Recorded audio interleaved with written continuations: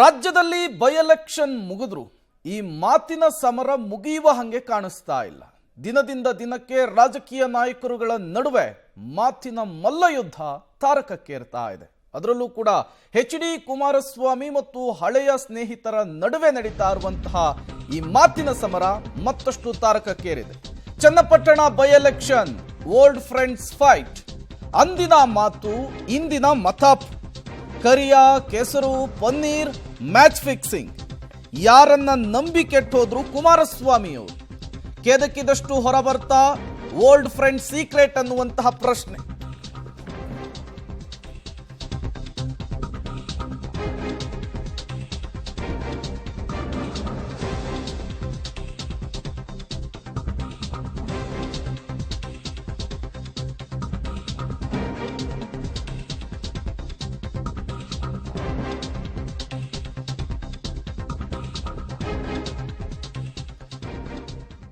Channapatna by election, old friends fight ಜೋರಾಗ್ತಾ ಇದೆ.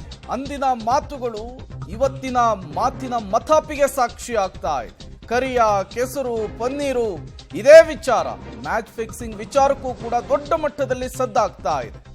ಯಾರನ್ನ ನಂಬಿ ಕೆಟ್ಟರು ಎಚ್.ಡಿ. ಕುಮಾರಸ್ವಾಮಿ ಅವರು ಅನ್ನುವಂತಹ ಪ್ರಶ್ನೆ ಕೆದಕಿದಷ್ಟು ಹೊರಬರ್ತಾ ಇದೆ.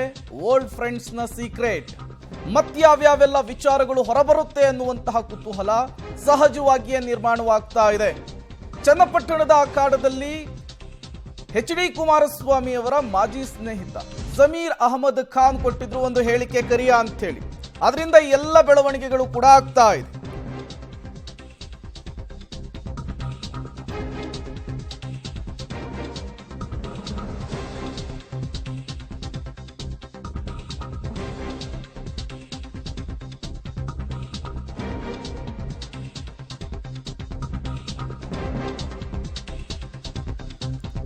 ಸ್ನೇಹದ ದಿನಗಳ ರಹಸ್ಯದ ಮಾತುಗಳೇನು ಅನ್ನುವಂತಹ ಪ್ರಶ್ನೆ. ಅಂತಹ ರಹಸ್ಯವನ್ನ ಹೇಳಲು ಮಾಜಿ ಸ್ನೇಹಿತರು ಮುಂದಾಗ್ತಾರಾ ಅನ್ನುವಂತಹ ಕುತೂಹಲ. ತಮ್ಮದು ಕರಾಳ ದಿನಗಳು, ಕೊಚ್ಚೆ, ಕೆಸರು ಎಂದ ಎಚ್.ಡಿ.ಕೆ ಒಬ್ಬೊಬ್ಬರಾಗಿಯೇ ಉತ್ತರವನ್ನು ಕೊಡುತ್ತಾರಾ ಈ ನಾಲ್ವರು ನಾಯಕರು?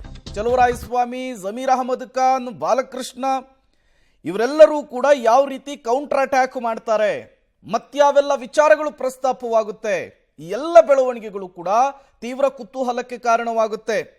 ಸಿಪಿ ಯೋಗೀಶ್ವರ್ ಅವರ ಪ್ರಚಾರದಲ್ಲಿ ಜಮೀರ್ ಅಹಮದ್ ಖಾನ್ ಕರಿಯಾ ಅನ್ನುವಂತಹ ಪದವನ್ನು ಬಳಕೆ ಮಾಡಿ ಎಚ್.ಡಿ. ಕುಮಾರಸ್ವಾಮಿ ಅವರನ್ನ ಜರೆದಿದ್ರು.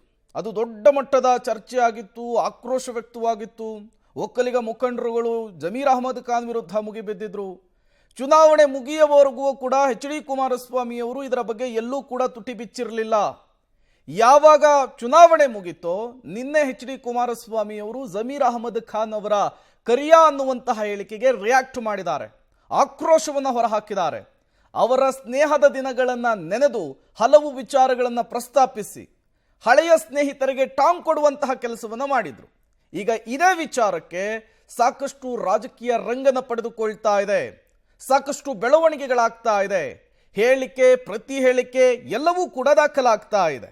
ಈಗಾಗಲೇ ಚಲುವರಾಯಸ್ವಾಮಿ, ಜಮೀರ್ ಅಹಮದ್ ಖಾನ್, ಬಾಲಕೃಷ್ಣ, ಪುಟ್ಟಣ್ಣ ವಿರುದ್ಧ ಎಚ್.ಡಿ. ಕುಮಾರಸ್ವಾಮಿ ಅವರು ಗುಡುಗಿರುವಂತಹದ್ದು, ಅದಕ್ಕೆ ಕೌಂಟರ್ ಅಟ್ಯಾಕ್ ಹೇಗಿರುತ್ತೆ ಅನ್ನುವಂತಹ ಕುತೂಹಲ ಕೂಡ ನಿರ್ಮಾಣವಾಗ್ತಾ ಇದೆ.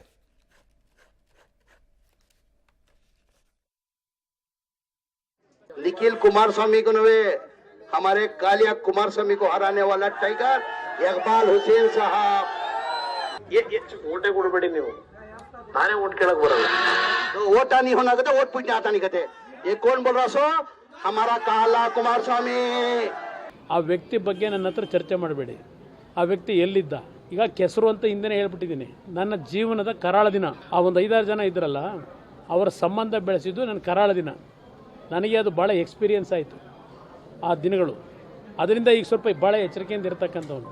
ಅವ್ರು ಎಲ್ಲಿದ್ದರು, ಯಾವ ಥರ ಬಂದರು, ಈಗ ಬೆಳೆದಿರ್ತಕ್ಕಂಥ ದುಡ್ಡಿನ ಮದ ಮಾತಾಡ್ತಾರೆ. ಈಗ ಅವಾಗ ಚೆನ್ನಾಗಿದ್ದಾಗ ಇವರೆಲ್ಲ ನಮ್ಮ ಅಮೃತ, ಇವರೆಲ್ಲ ಅದೇನೋ ಹೇಳ್ತಾರಲ್ಲ ಮೈ ಮೇಲೆ ಹಾಕತ್ತೀವಲ್ಲ, ಅದೆಂತ ಪನ್ನೀರು, ಅವಾಗೆಲ್ಲ ಪನ್ನೀರ್ ಆಗಿದ್ದ ಕುಮಾರಣ್ಣಂಗೆ. ಈಗ ವಿರೋಧವಾಗಿರೋದಕ್ಕೆ ಕೊಚ್ಚೆಗಳಾಗ್ಬಿಟ್ಟಿದ್ದೀವಿ.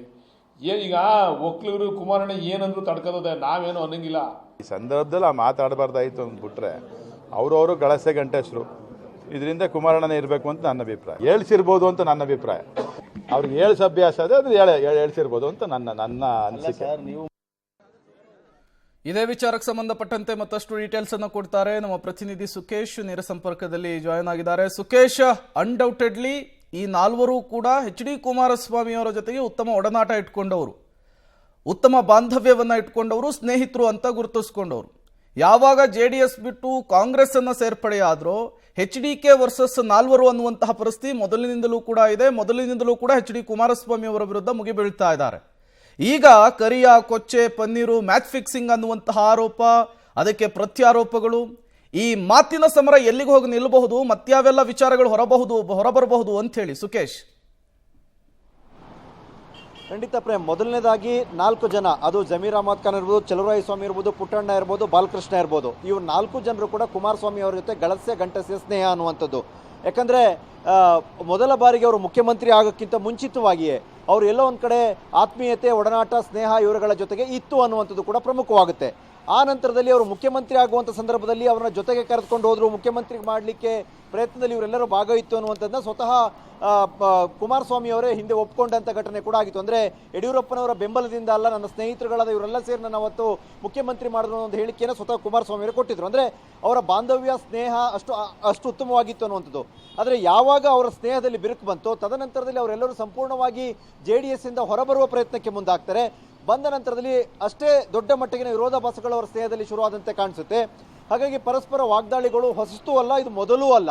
ಆದರೆ ಜಮೀರ್ ಅಹಮದ್ ಖಾನ್ ಅವರು ಮೊನ್ನೆ ಚನ್ನಪಟ್ಟಣದಲ್ಲಿ ಕೊಟ್ಟಂಥ ವಿವಾದಾತ್ಮಕ ಹೇಳಿಕೆಯ ನಂತರ ಕೇಂದ್ರ ಸಚಿವ ಕುಮಾರಸ್ವಾಮಿ ಅವರು ಇನ್ನೂ ಒಂದು ಸ್ಟೆಪ್ ಮುಂದೆ ಹೋಗಿ ನನ್ನ ಆ ದಿನಗಳು ಕರಾಳ ದಿನಗಳು ಮತ್ತು ಇವರೆಲ್ಲ ಕೊಚ್ಚೆಗಳು ಅನ್ನುವಂಥ ಹೇಳಿಕೆಯನ್ನು ಕೊಟ್ಟಿರುವಂಥದ್ದು. ಈಗ ಉಳಿದವರೆಲ್ಲ ಮತ್ತೆ ಅದಕ್ಕೆ ಪ್ರತಿಕ್ರಿಯೆ ಕೊಡ್ತಾ ಇದ್ದಾರೆ.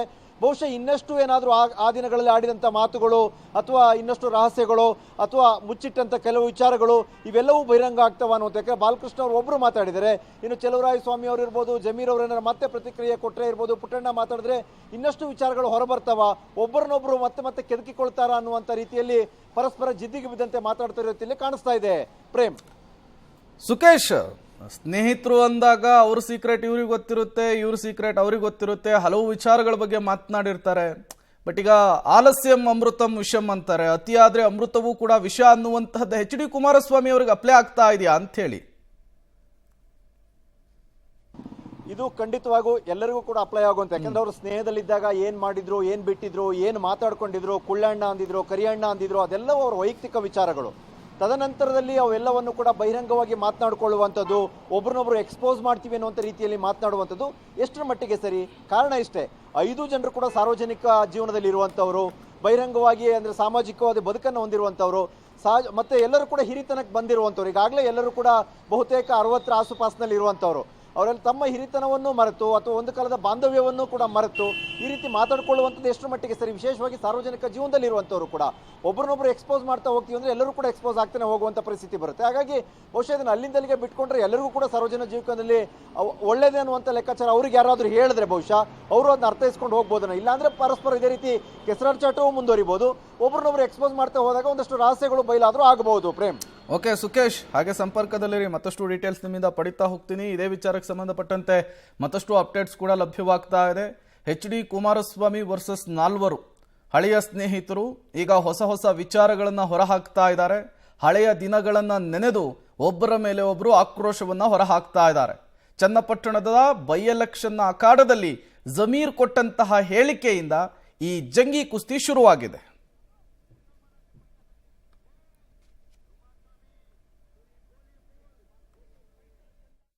कालिया कुमारस्वामी को हराने वाला टाइगर इकबाल हुसैन साहब, ये वोटे ಕೊಡಬೇಡಿ ನೀವು, ನಾನೇ वोट ಕೇಳಕ್ ಬರಲ್ಲ. वोट नहीं होना कहते, वोट पूछने आता नहीं कहते. ये कौन बोल रहा सो? हमारा काला कुमारस्वामी. ಆ ವ್ಯಕ್ತಿ ಬಗ್ಗೆ ನನ್ನ ಹತ್ರ ಚರ್ಚೆ ಮಾಡಬೇಡಿ. ಆ ವ್ಯಕ್ತಿ ಎಲ್ಲಿದ್ದ, ಈಗ ಕೆಸರು ಅಂತ ಹಿಂದೆನೇ ಹೇಳ್ಬಿಟ್ಟಿದ್ದೀನಿ. ನನ್ನ ಜೀವನದ ಕರಾಳ ದಿನ, ಆ ಒಂದು 5-6 ಜನ ಇದ್ರಲ್ಲ, ಅವರ ಸಂಬಂಧ ಬೆಳೆಸಿದ್ದು ನನ್ನ ಕರಾಳ ದಿನ. ನನಗೆ ಅದು ಭಾಳ ಎಕ್ಸ್ಪೀರಿಯನ್ಸ್ ಆಯಿತು ಆ ದಿನಗಳು. ಅದರಿಂದ ಈಗ ಸ್ವಲ್ಪ ಭಾಳ ಎಚ್ಚರಿಕೆಯಿಂದ ಇರ್ತಕ್ಕಂಥವ್ನು. ಅವ್ರು ಎಲ್ಲಿದ್ದರು, ಯಾವ ಥರ ಬಂದರು, ಈಗ ಬೆಳೆದಿರ್ತಕ್ಕಂಥ ದುಡ್ಡಿನ ಮದ ಮಾತಾಡ್ತಾರೆ. ಈಗ ಅವಾಗ ಚೆನ್ನಾಗಿದ್ದಾಗ ಇವರೆಲ್ಲ ನಮ್ಮ ಅಮೃತ, ಇವರೆಲ್ಲ ಅದೇನೋ ಹೇಳ್ತಾರಲ್ಲ ಮೈ ಮೇಲೆ ಹಾಕತ್ತೀವಲ್ಲ, ಅದಂತ ಪನ್ನೀರು, ಅವಾಗೆಲ್ಲ ಪನ್ನೀರ್ ಆಗಿದ್ದವು ಕುಮಾರಣ್ಣಂಗೆ. ಈಗ ವಿರೋಧವಾಗಿರೋದಕ್ಕೆ ಕೊಚ್ಚೆಗಳಾಗ್ಬಿಟ್ಟಿದ್ದೀವಿ. ಈಗ ಒಕ್ಲಿಗರು ಕುಮಾರಣ್ಣ ಏನಂದ್ರು ತಡ್ಕೋದೇ, ನಾವೇನು ಅನ್ನಂಗಿಲ್ಲ.